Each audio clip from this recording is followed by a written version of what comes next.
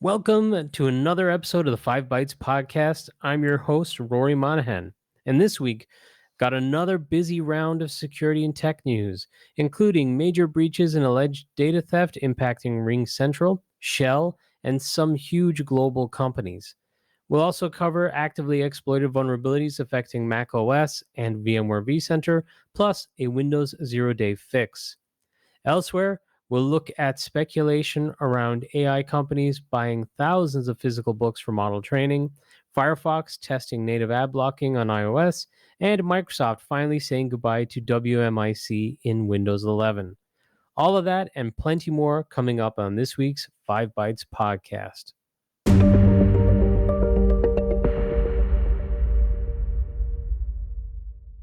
First up, bleepycomputer.com has reported that RingCentral have shared that their systems were compromised following what it described as a sophisticated social engineering campaign. With bleepycomputer.com reporting that the Shiny Hunters extortion group stole personal information from up to 1.6 million RingCentral accounts. And this hack reportedly happened in July. RingCentral, for their part, noted, quote, "This incident did not impact the core RingCentral platform, and our services continue to operate without disruption," end quote. So they said they're also communicating with any affected customers directly, but there's a little bit of a nuance in there in that they're saying that it hasn't actually impacted the platform itself, but it kind of sounds like maybe some customer accounts and customer information may have been breached, although that's a little unclear. But Shiny Hunters, for their part, claim that they've stolen 623 gigs of data. And it's alleged that RingCentral may have refused to pay a ransom, and in return, the hackers leaked a compressed archive containing 280 gigs worth of files on their dark web leak site. So it seems like there's not very much information on this as of yet, at least what the data entails. I'm guessing since the ransom wasn't paid, we'll be finding out pretty soon. I'm behind on this story by about a week at time of scripting this episode, but likely 2 weeks by the time this episode goes out. But a Chinese LLM, which local language model, called Kimi K3, was published on GitHub, allowing people to use the model locally for free. And I saw some analysts and reports suggesting that this being released is as much a reason for the price changes by the big players in Gen AI in recent weeks. So it's not simply just a case of Anthropic and OpenAI trying to compete with one another, but really trying to tackle this looming threat. I reported on a story suggesting or comparing DeepSeek's pricing with Anthropic and OpenAI, but it seems like Kimi K3 is also a large threat. Big US names such as SpaceX have come out with performance metrics to show performance advantages over Kimi K3 specifically, but there are some crazy examples of people using Kimi K3 to do amazing things, similar to that initial kind of hype and launch around Fable by Anthropic. So while there might be a performance edge on some of the other models out there, if you have the hardware to run a local instance, hey, for the price of free, this is pretty attractive, and it still does seem to do some pretty impressive things, even if it doesn't have the performance of some other models out there. It seems like things are really heating up. Windows Central had an article recently covering many of the upcoming Windows 11 changes in the insider builds that have been covered on this podcast before, such as Microsoft's refreshed taskbar, the customizable start menu, updated dialog UIs, and more. The piece, or the article, then dives into an opinion that maybe they should have just waited and rolled these changes out in a Windows 12 rather than making these big sweeping changes in a Windows 11 rollout. Even saying that by the time they ship Windows 12, TPM won't be as big of an issue. Now, I shared before that I think it would be interesting if for Windows 12, they have kind of bulkier, more heavy-duty releases that do include things like the TPM for added security that maybe play into things like native AI integrations.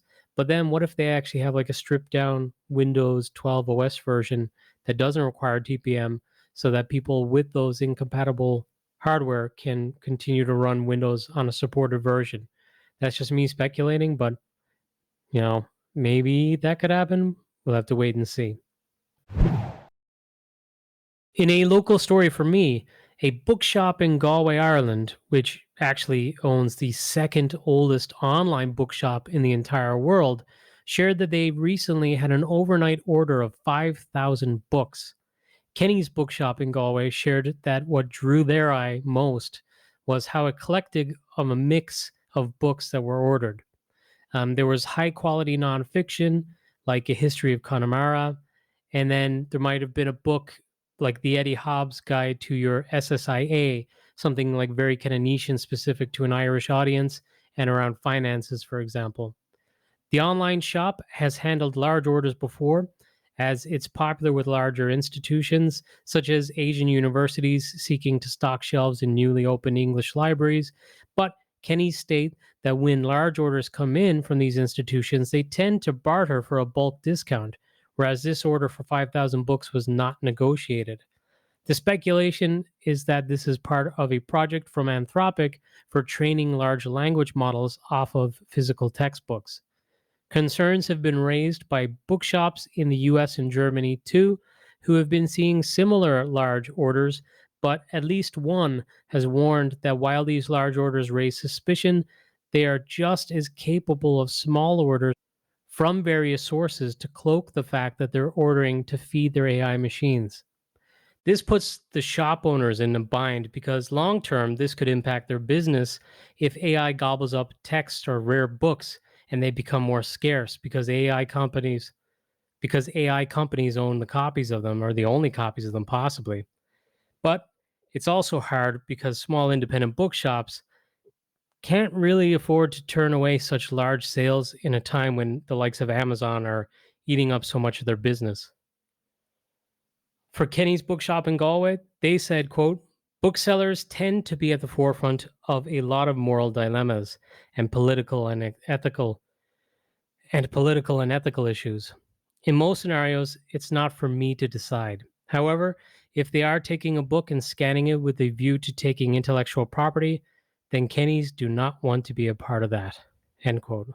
So how they're going to be able to tackle that when they do take large orders that are legitimate, I guess remains to be seen.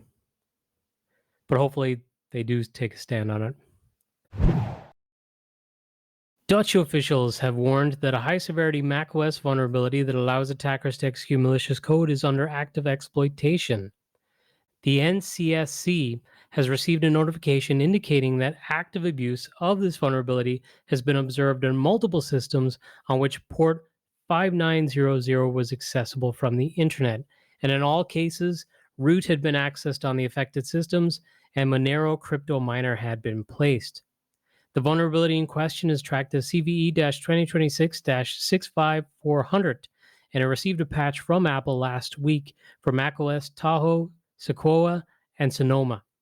The vulnerability with a severity rating of 7.1 out of 10 stems from a bug in the macOS screen sharing capability, which allows a remote party to view the screen and control the keyboard and mouse while a machine is turned on.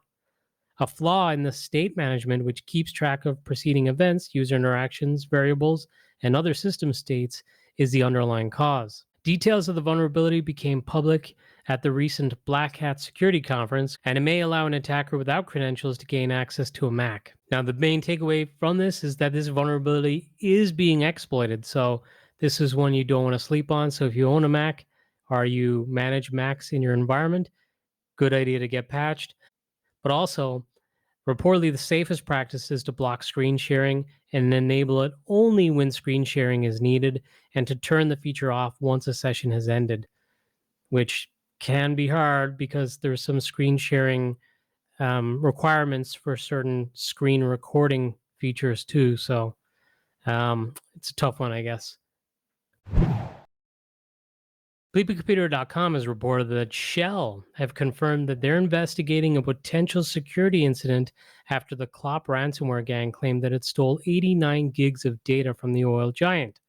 According to a recent post on Klopp's dark web data leak site, the allegedly stolen files include engineering drawings, scans of facility testing reports, photos of the facilities, and project plans. And Shell's spokesperson said, quote, "We are aware of a potential incident. We are working with our security teams and relevant experts to investigate," end quote. While the company is yet to share more information, the Klopp gang listed on its leak site as of one of 43 new victims likely targeted in data theft attacks against internet-exposed PTC Windchill and Flex PLM instances, exploiting a critical improper input validation vulnerability tracked as CVE-2026-12569. InfoStealers.com also published claims of a significant Azure exfiltration campaign that's currently underway, driven by a threat actor actively selling massive enterprise employee databases. The extensive directories were reportedly downloaded directly from organizations' Azure Entra portals, utilizing compromised credentials. I must say, not entirely sure if this is tied, but it seems like both stories that I'm reporting on make mention of the PTC Windchill and Flex PLM instances. The list of alleged targets is pretty comprehensive, as is the number of records stolen. So, for example, McDonald's were reportedly breached with 1,700,000 plus records taken. TCS, the consulting firm, with 800,000 records. Vodafone, 425,000. HCL Technologies, 250,000 plus. Kyndryl, 170,000 plus, Gap, 80,000 plus, and more. From what I could see, details on the actual attack themselves, the reports seem to vary, and it seems like the exploit used might be a little inconclusive. But other outlets such as cybersecuritynews.com reported on the story too, albeit a little bit later than infostealers.com. So it seems like this is very much a developing story, and it may impact many, many organizations. A recently patched vulnerability, CVE-2026-59310 in VMware vCenter syslog server, is being exploited in an active campaign to deploy a reverse SSH tool for persistence and remote access. Compromises have been identified at 361 IP addresses across 47 countries, more than half located in Germany, the US, Turkey, Iran, and France. Broadcom disclosed the vulnerability on July 29th and described it as a critical directory traversal vulnerability in the vCenter syslog server that could be exploited by unauthenticated attackers with network access to execute arbitrary code. There are no workarounds. Administrators are urged to apply an emergency update as quickly as possible. A former data analyst contractor for Brightly Software has been sentenced to 2 years in prison for targeting his employer in a $2.5 million extortion scheme. Brightly, which is a SaaS company formerly known as School Dude, which was acquired by Siemens in August 2022, employs over 700 people and provides asset management and maintenance software to more than 12,000 clients worldwide. According to court documents, the perpetrators stole sensitive documents after gaining access to the company's payroll information and corporate data, which he later used to extort Brightly after learning that his 6-month contract would not be extended. One day after his contract ended on December 10th, he emailed dozens of their employees using the Loot alias and the lootsoftware@outlook.com email address between December 11th, 2023 and January 24, 2024, threatening to leak the stolen information unless he was paid $2.5 million ransom in cryptocurrency. After many extortion emails, Brightly paid $7,540 in Bitcoin, transferring the funds to a cryptocurrency wallet controlled by the perpetrator.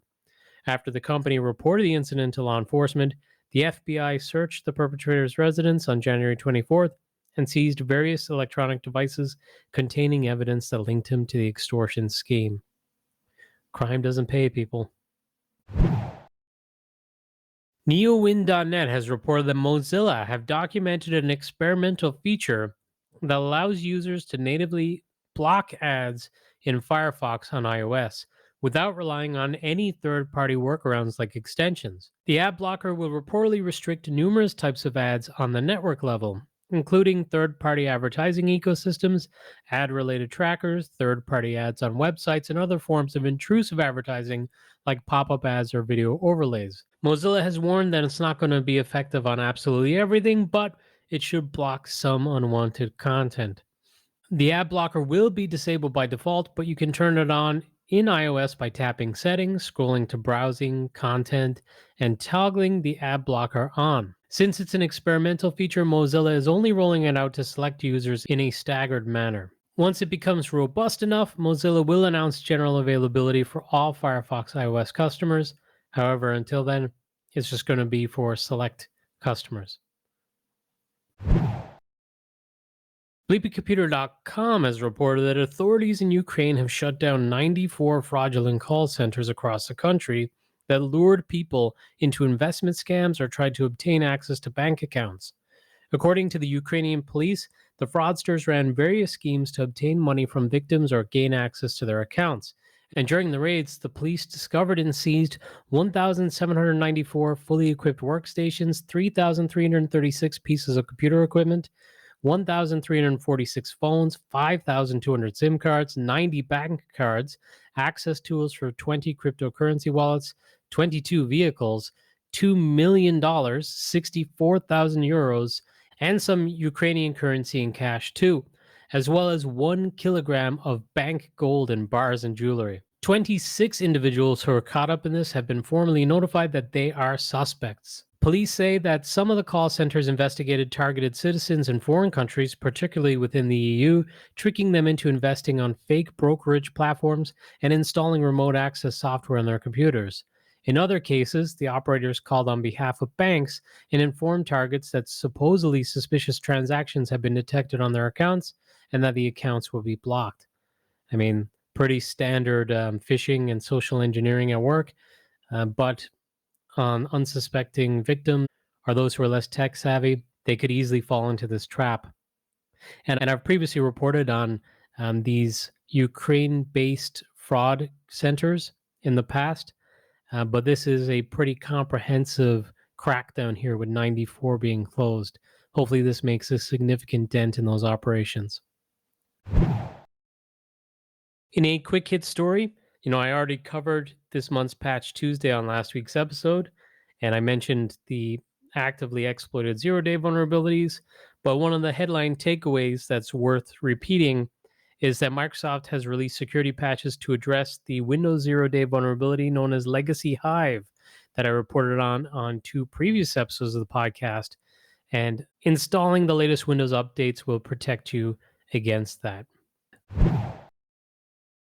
One of the changes in the most recent Windows update was the Windows Management Instrumentation Command Line tool, or WMIC, being removed from Windows 11. So I reported, I think about 2 weeks ago on the podcast before Patch Tuesday, that this month's Patch Tuesday would also make some changes and feature enhancements to the Windows OS. So it's not simply just about security updates. There were several different changes to Windows 11 in the August Patch Tuesday as well. And one of those is removing the WMIC tool from Windows 11. And Microsoft had stated that starting August 2026, Windows 11 versions 24H2 and 25H2 would no longer include the utility. WMIC is already removed by default in new installations of Windows 11 versions 24H2 and 25H2, but is no longer available as a feature on demand. Microsoft argues that this is good news for everyone because WMIC has been abused to attack even regular consumers, and its removal should improve Windows 11's security. So there won't be a script trick or tip in this episode. Instead, I just want to say thank you to everyone who's been so kind and has listened regularly and supported me. I've had some really great compliments in person at different events and conferences from people who enjoy the podcast. And it's meant a lot to me over these last 8+ years of doing the podcast. So yeah, I just wanted to end by saying thank you so much for listening regularly and supporting the podcast. Goodbye, everyone.